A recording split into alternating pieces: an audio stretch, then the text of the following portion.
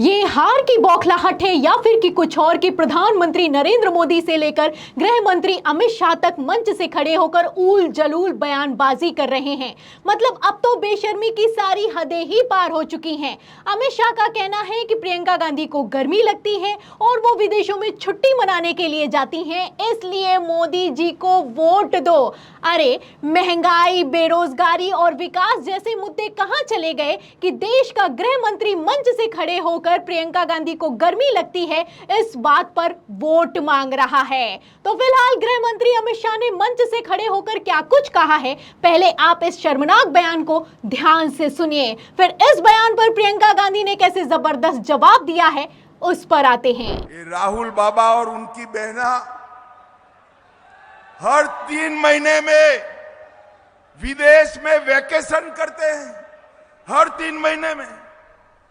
प्रियंका जी चालू चुनाव में थाईलैंड छुट्टी मनाकर आई। बोलिए क्यों?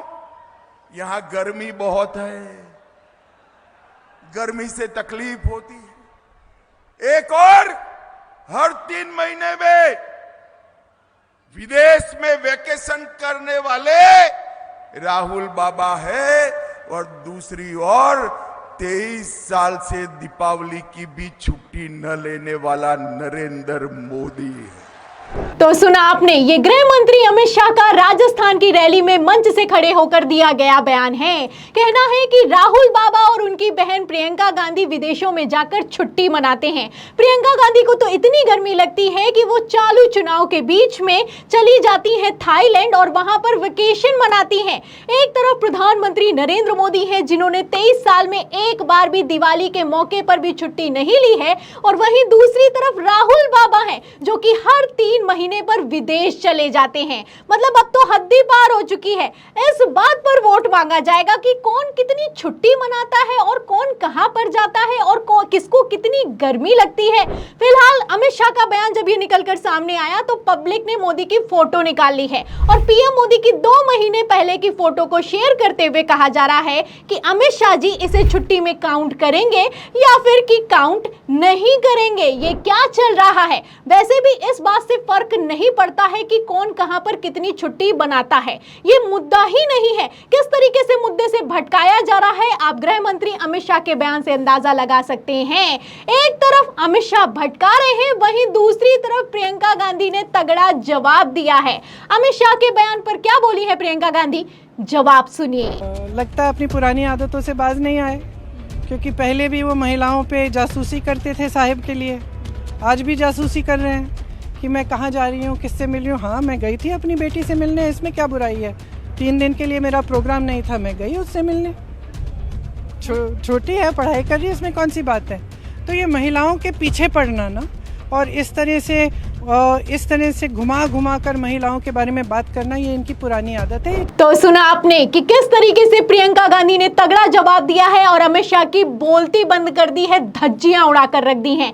कहना है कि मेरी छोटी बेटी है, पढ़ती है, मेरा काम नहीं था, मेरा कोई प्रोग्राम नहीं था, इसलिए मैं उसके साथ चली गई। अब इससे क्या ही फर्क पड़ता है? इनकी पुरानी आदत है कि ये लोग महिलाओं पर जासूसी करते हैं। पहले भी अमित शाह जी मोदी जी के लिए लड़कियों पर जासूसी किया करते थे और अब भी वही किया जा रहा है। तो प्रियंका गांधी ने तगड़ा जवाब दिया है। किस तरीके से प्रियंका गांधी ने अमित शाह की धज्जियां उड़ाकर रख दी हैं, आप इस बयान से अंदाजा लगा सकते हैं। और इन सबके बीच सबसे बड़ा सवाल ये खड़ा होता है कि आखिर अमित शाह से लेकर पीएम नरेंद्र मोदी इतना बौखला क्यों रहे हैं। आपको बता दें, जब से पहले चरण की वोटिंग हुई है तब से ऐसे बयान ज्यादा निकलकर सामने आ रहे हैं, क्योंकि मैं आपको बता दूं कि पहले चरण की वोटिंग में भारतीय जनता पार्टी को इंटरनल सर्वे में इतना तो पता चल ही गया है कि इस बार 400 पार तो क्या 200 पार भी नहीं होने वाला है। खबरें भी निकलकर सामने आई हैं। खबर देखिए, इसमें लिखा हुआ है कि पहले चरण की वोटिंग ने चौंकाया है। तो पहले चरण की वोटिंग ने चौंकाया, और कितना चौंकाया है एक और खबर देखिए।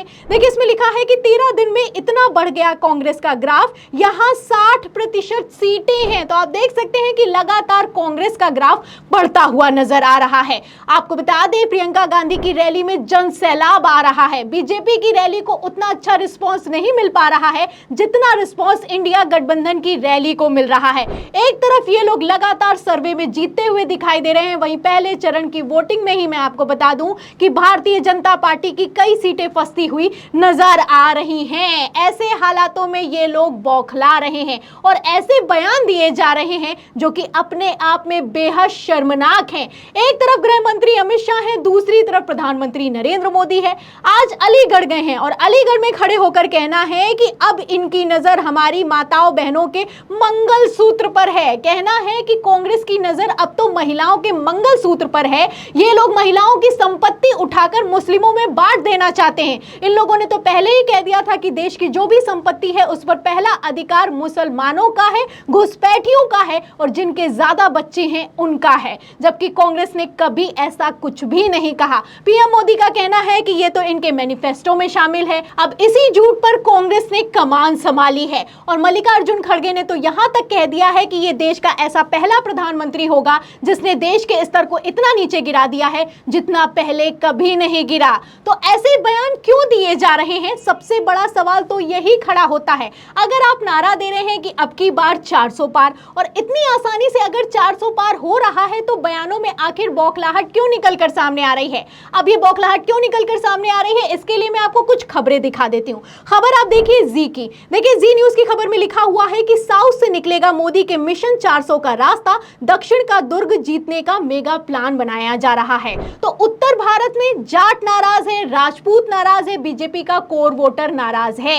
ऐसे में भारतीय जनता पार्टी को इतना तो पता ही चल गया है पहले चरण की वोटिंग में कि 400 पार इतनी आसानी से होने वाला नहीं है। इसीलिए प्रधानमंत्री नरेंद्र मोदी साउथ जा रहे हैं और 400 पार करने की चाबी ढूंढ रहे हैं। लेकिन ये चाबी साउथ से मिलने वाली नहीं है। अगर दक्षिण के राज्यों की बात की जाए तो कर्नाटक का ही सर्वे मैं आपको दिखा देती हूं, जहां पर धुआंधार प्रचार किया गया है पीएम मोदी की तरफ से।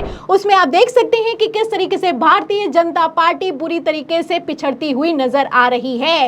लोक पोल के सर्वे में साफ साफ लिखा हुआ है कि अगर आज चुनाव हो जाए तो भारतीय जनता पार्टी को 11 से 13 सीटें मिलेंगी 28 लोकसभा सीटों वाले राज्य में। वहीं कांग्रेस को 15 से 17 सीटें मिलती हुई नजर आ रही हैं। कर्नाटक, जहां पर भारतीय जनता पार्टी की सरकार को सत्ता से कांग्रेस ने बाहर कर दिया, अब आप देख सकते हैं कि वहां के लोकसभा चुनावों में भी कांग्रेस की बढ़त नजर आ रही है। एक तरफ जहां पीएम मोदी की रैली हो रही है, रोड शो हो रहा है, वहीं दूसरी तरफ भारतीय जनता पार्टी पिछड़ती जा रही है। ऐसे में करोड़ों का कैश पकड़ा जा रहा है। कर्नाटक की ही आज की ही क्या खबर निकलकर सामने आई है, खबर आप देखिए एबीपी की। देखिए इसमें लिखा है कि कार में ले जा रहे थे 2 करोड़ कैश, कर्नाटक में बीजेपी नेता समेत 2 पर दर्ज हुई है एफआईआर। तो पीएम मोदी रैली कर रहे हैं, पीएम मोदी धुआंधार प्रचार कर रहे हैं, मिशन साउथ चलाया जा रहा है, रोड शो पर रोड शो हो रहे हैं, लेकिन इन सबके बावजूद भी भारतीय जनता पार्टी कमाल नहीं कर पा रही है। बढ़त तो छोड़िए, ये लोग पिछड़ते चले जा रहे हैं। अब आप देख सकते हैं जब पिछड़ रहे हैं तो वो बयानों में साफ निकलकर सामने आ रहा है। एक तरफ बयान है, वहीं दूसरी तरफ करोड़ों के कैश के साथ बीजेपी नेता पकड़े जा रहे हैं। तो क्या ऐसे ही 2024 लोकसभा चुनाव जीता जाएगा? क्या अब मंगलसूत्र के नाम पर किसको कितनी गर्मी लगती है और कहां कौन कितनी छुट्टी बनाता है, इस आधार पर लोकसभा चुनाव लड़ा जाएगा और इस आधार पर क्या 400 पार हो जाएगा? इस सवाल के जवाब में, इस पूरी खबर पर, प्रियंका गांधी के जवाब पर, अमित शाह के बयान पर और प्रधानमंत्री नरेंद्र मोदी की कथित बौखलाहट पर आप क्या सोचते हैं हमें कमेंट बॉक्स में जरूर लिखें। वीडियो को ज्यादा से ज्यादा शेयर करें, सब्सक्राइबर बटन दबाएं, हमारे चैनल को लाइक करें, ज्वाइन करें। फिर मिलती है अगली खबर के साथ, तब तक के लिए धन्यवाद।